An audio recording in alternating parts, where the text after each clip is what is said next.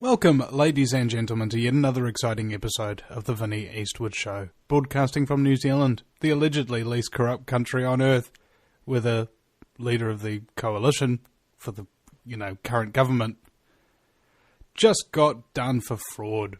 Electoral fraud, no less. This country's so freaking corrupt. And here's how you know it's corrupt. Because no corruption gets reported. You know why? Because the entire apparatus of this entire country's government is specifically there to prevent the corrupt getting caught, because they built this system. And they like it this way. I don't like it this way. And I think it's a good idea to send them to frickin' jail for their crimes. Crime and punishment, law and order. Aren't those kind of like election platform things? I think it's pretty reasonable. Now, speaking about election platforms, in Law and Order, we have from the LaRouchePAC organisation, Mr. Michael Billington. Welcome to the show, Mike. Yes, glad to be here. It's been a long time. Yes, it has. What have you been up to, bro? Well, we're, everything we talked about in the past, which was that the world was careening towards a global financial breakdown and towards global war, has now been brought to the brink. We are literally sitting on, as you can see, with this Ukraine situation where Obama and his British controllers literally placed a neo-Nazi government in power, not even hiding the fact that these were the collaborators of Hitler back in the 1940s, and are now massively, openly, and proudly actually preparing for a war on Russia. While the entire Asia theater is being heated up with the U.S. using Japan and the Philippines to create an environment in which their planned war on China, the official U.S. doctrine being the air-sea battle doctrine as a first-strike threat to China, all this is in place. And what's most important is that this is driven by the financial breakdown crisis. This is what people have to grasp, is that the desperation in the West, which is now sitting on top of a bubble far bigger than the 2007-2008 bubble that burst with the collapse and ultimately the Lehman Brothers collapse, so-called. But that bubble was never dealt with. It was simply replaced by pumping literally trillions of dollars into the banks, taking it, basically imposing huge debts on governments in Europe and the United States. Virtually every government in Europe and the United States is now clinically bankrupt. And therefore, they are moving on two directions. One is they're moving to bail in.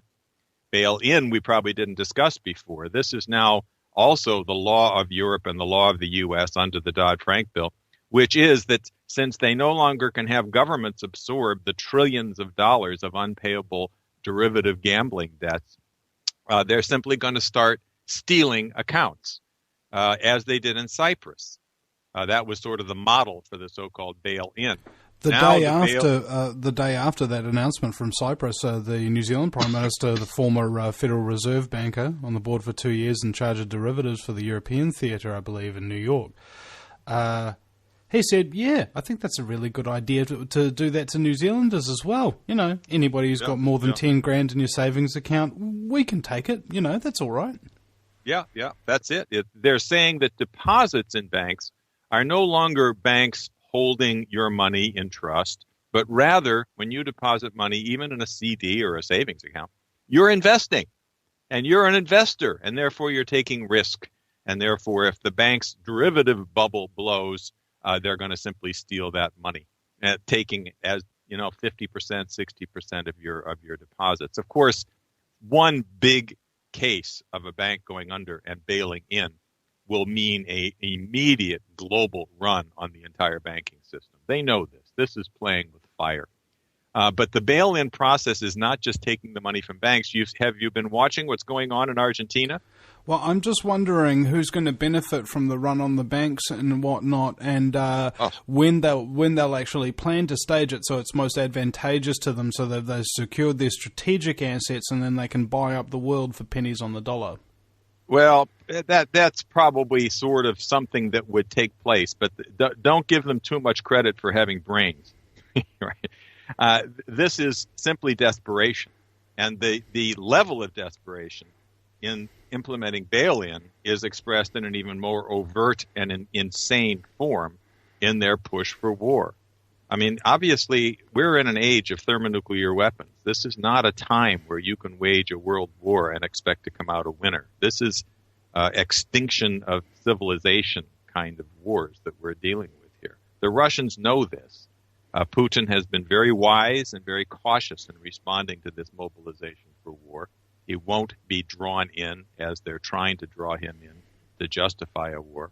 But it's also reaching a point of such extremes, first in the Ukraine situation, and now, as you see, in Iraq, where what was set in motion by Tony Blair and his puppets, Bush and Cheney and Obama, is now, coming home to roost with the Al-Qaeda apparatus funded and run by the British and the Saudis, which we were waging war with in Syria, i.e. we are working with the Al-Qaeda in Syria to overthrow Assad, as we did in Libya, where we worked with Al-Qaeda to overthrow Gaddafi. Now we're threatening to go to war against our Syrian allies in Iraq.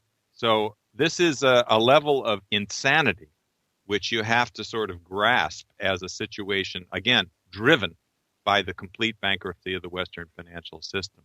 And their view... I agree that it's insanity, but I'm not sure if it's stupidity plus insanity. I think it's kind of psychopathy plus insanity. Well, I accept that, yeah.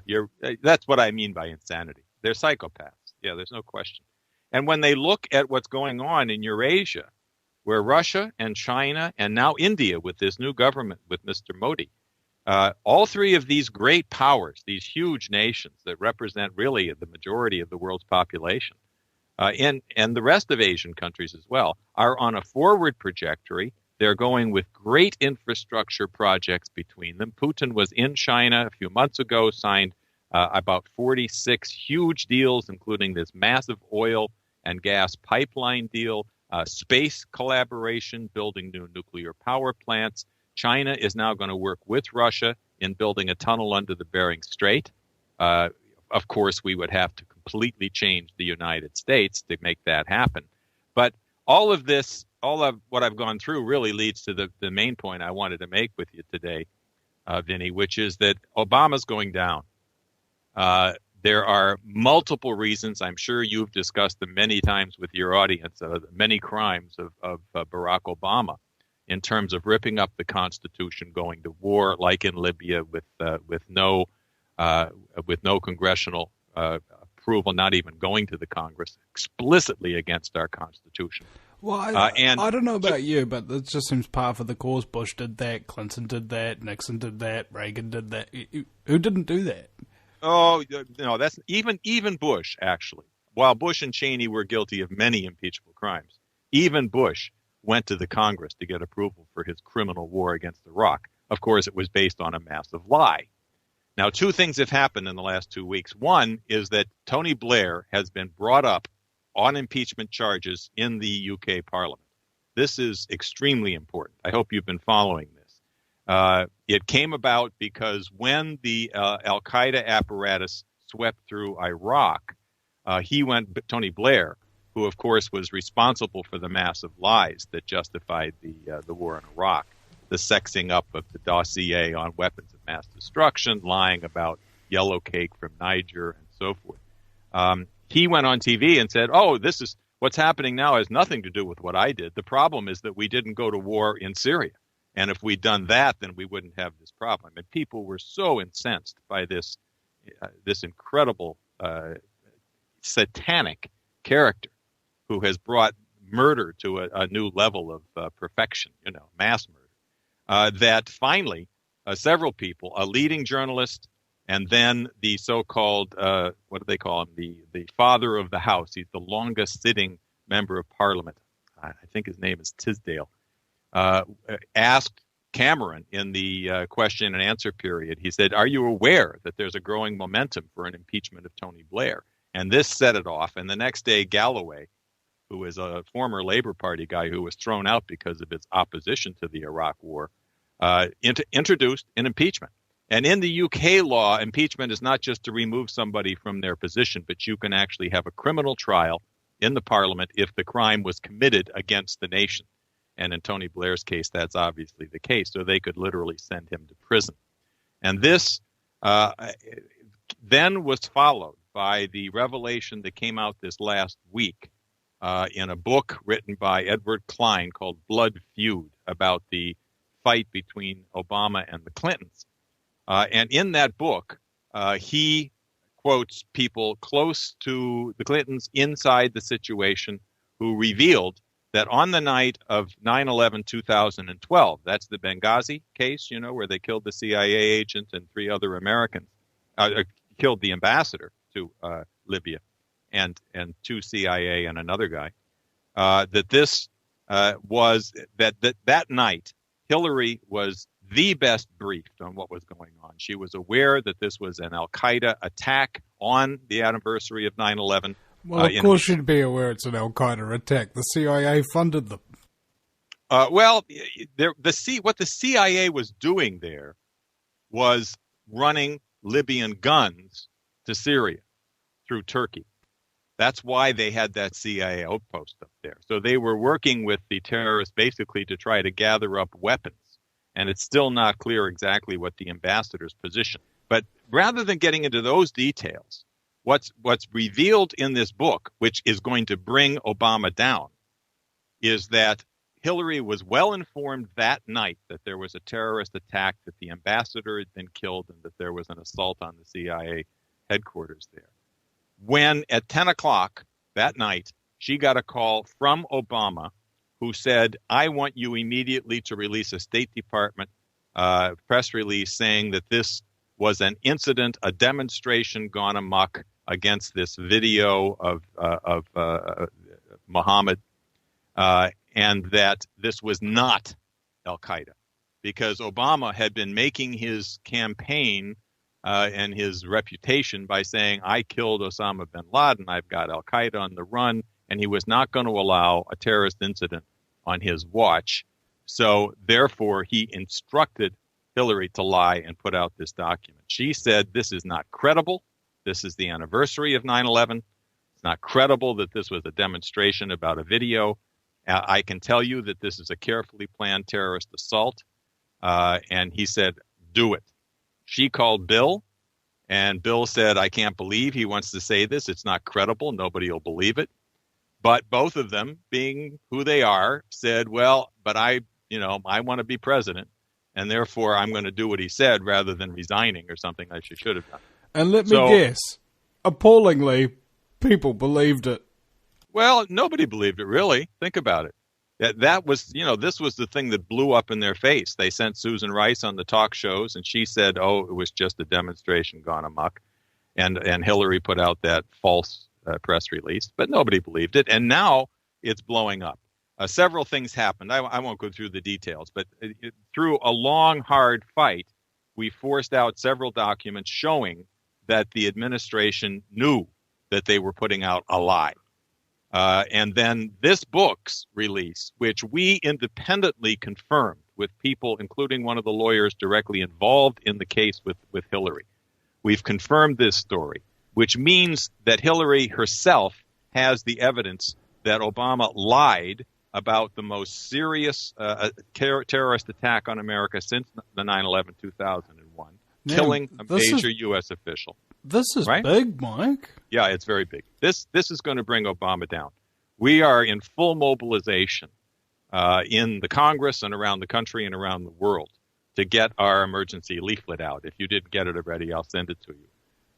And your listeners should certainly get it by going to our website, LaRouchePAC.com. Not to be confused with the French abuse website known as LaDouchebag.com. But continue, Mike. Certainly not to be confused with that.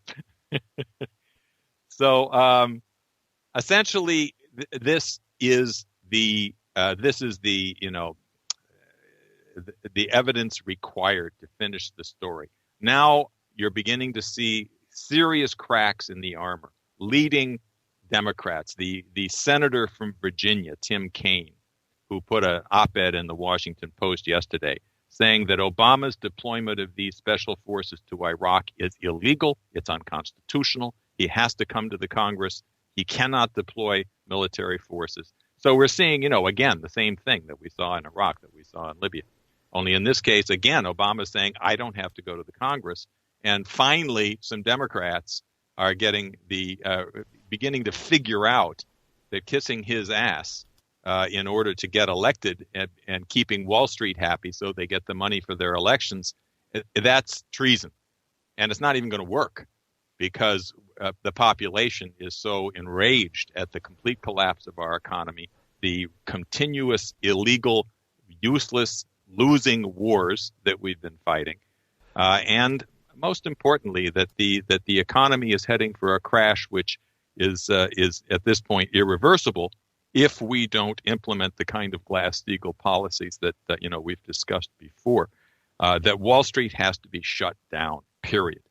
And Glass-Steagall will shut down Wall Street. It'll save the commercial banks the only way they can be saved at this point, which is to shut down the investment bankers and their collaboration with the so-called too big to fail banks, the J.P. Morgan Chases and the Bank of America and so on. Can I ask, banks, have they been considering a jubilee? I mean, considering all this debt, quadrillions of it, derivatives and etc., never actually existed in the first place, except for people just making it up and they're pretending that it exists. Yeah. Why don't we just pretend that it doesn't exist, and cancel all the debt? This is what the Catholic Church historically promoted, and it's the right idea. Glass-Steagall does that legally. This is what Franklin Roosevelt did. So it's like literally the Glass-Steagall legal eagle. Yeah, it does that because look, just to remind you what Glass-Steagall does. I mean, it would separate the investment bankers again. They've all been merged, since Glass-Steagall was done away with at the end of the Clinton administration.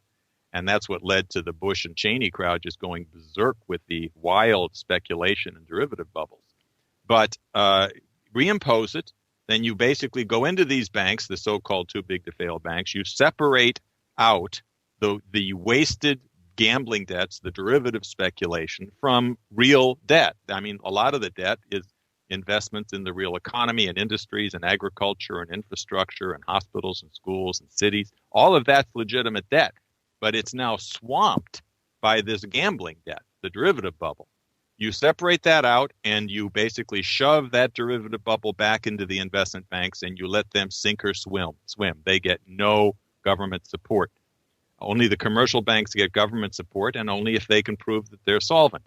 Now, this is a big, big job, but nothing short of that can possibly stop this total collapse that's now sweeping through Europe and the United States. And then secondly, that's not enough. You then have to go back to the credit system, the creditary system that was developed by Alexander Hamilton that really built this country, which is that the government takes responsibility for directing the credit through a national bank, not a central bank like our Fed or your central bank, but through a national bank owned by the government, which directs the credit into useful enterprise, into industry, agriculture, infrastructure, schools, hospitals, those things needed to advance the science and the technology and the education of the population and the productivity of your population. That's real economics. As the once called the American system, but long since forgotten here in America, But if you do that, that system, the Wall Street crowd's going under. They're not going to survive. They can't deal with this massive bubble. They're just going to collapse. And good riddance. We don't need them. Yeah, I mean, cut off the dead weight, mate. Yeah. All they are is just leeching parasites, gambling scum. I mean, basically, it's more or less just a giant gambling mafia craps table or something like that. Yeah. Gun underneath the table. You should look at the what's going on in Argentina. It's very instructive. I don't know if you followed this historically, but you might remember that Kirchner, the president back in 2001 or 2, I forget, declared a default because they had been They'd been Yeah, piled up. the World Bank came in and they basically did their classic move, which is the World Bank 111-point plan, which is a white paper from it that got leaked, to basically privatize everything. And more or less, you can privatize an entire country, virtually even the citizenry, and turn it into a military dictatorship just by buying the authorities, literally. Yeah, privatizing, basically massively cutting all state sector workers, cutting pensions. This is what's being done to Greece and Spain and Italy today, right now. And this was being done to Argentina, and they stood up and said, no, sorry, folks, we are not going to pay this debt. It just as you just said, Vinny, it's not legitimate debt. This debt was imposed on us to refinance other debts at higher interest rates. And finally, we were basically dumped with a total mass of debt that was not legitimate. We will pay, but we're only going to pay a percentage. Yeah. And they ended up paying about 25 or 30%. But when they made that deal, which was totally legal under the international laws and so forth, about 92% of the creditors agreed. But a small 7%, which were these vulture funds, hedge funds, who had bought up government debt at a nickel in the dollar with the intention of collecting 100% on the dollar. And they refused the deal and have been going to court fighting to demand 100% payment. And finally, they found a corrupt judge in New York named Grisa who ruled in their favor that Argentina had to pay. And in fact, they had to pay not only the entirety of that hedge fund debt, but they couldn't pay the other creditors that they'd made the deal with until they pay the vultures. Isn't it interesting how the term creditors sounds exactly like the word predators? It is. It's the banksters and the predators. I mean, that's exactly right. I mean, Coolio got a song about this called Bankster's Paradise, if I remember correctly. I never heard it.